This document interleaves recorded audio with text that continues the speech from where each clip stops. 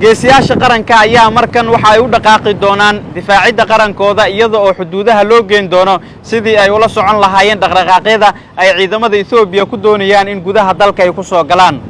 Gado, Bakool iyo Hiiraan ayaa loo daadgureynayaa saacadaha soo aadan ciidamadii ugu tirada badnaa uguna tababarka wanaagsanaa oo dawladda federaalka Soomaaliya ay u qorshaysay in halkaasi la geeyo. waxay isticmaali doonaan diyaarado halkaasi ay ku xaqiijinayaan ammaanka xuduudaha. muuqaalkan la wadaaga saaxiibadiina meel fog hal la gaarsiiyo oo hal share gareeyo waxaana Yuusuf Maxamed Axmed haddii aad ugu cusubtiin fadlan ku soo biira page-kayga oo ka mid noqo saaxiibada ugu xiran qarankeena ha jiro oo ha guuleysto qaybta comment-ga aynu ku difaacno iyadoo ciidamada Ethiopian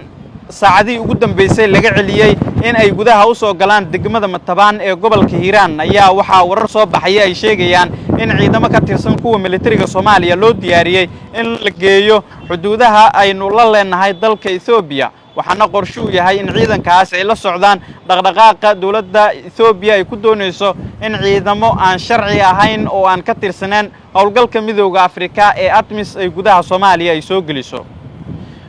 tallaabo lagu amaanay maamulka degmada iyo taliska ciidanka booliiska Matabaan oo ay qaadeen dawladda federaalka Soomaaliya ayaa qorsheysay in ciidamada militariga gaar ahaan qaybta ilaalo qaran ee ku soo tababaratay dalka Eritrea loo daadgureeyo xuduudaha Gado, Bay iyo si la mid ah Hiiraan oo Ethiopia aynu la wadaagno guud ahaan ciidankan ayaa isticmaali doona qalab casri ah iyo si la mid ah diyaaradaha nooca wax basaasa oo ay ciidamadu si gaar ah ugu howlgali doonaan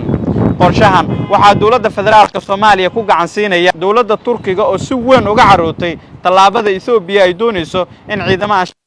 ay gudaha Soomaaliya ku soo geliso Ethiopia iyo Soomaaliya xiriirkooda muddooyinkii ugu dambeeyay ma wanaagsaneen sabab la xiriira heshiiska Abiy Ahmed uu la gaaray Muuse Biixi Cabdi kaas oo salka ku hayay arrimaha badda oo qayb ka mid ah badeenna Abiy Ahmed uu u saxiixay Muuse Biixi Cabdi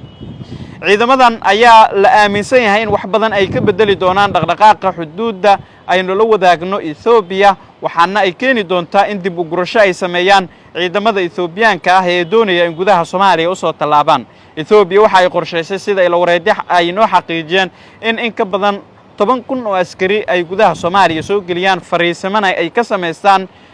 meelaha ugu muhiimsan magaalooyinka Bakool, Gado iyo si la mid ah Hiiraan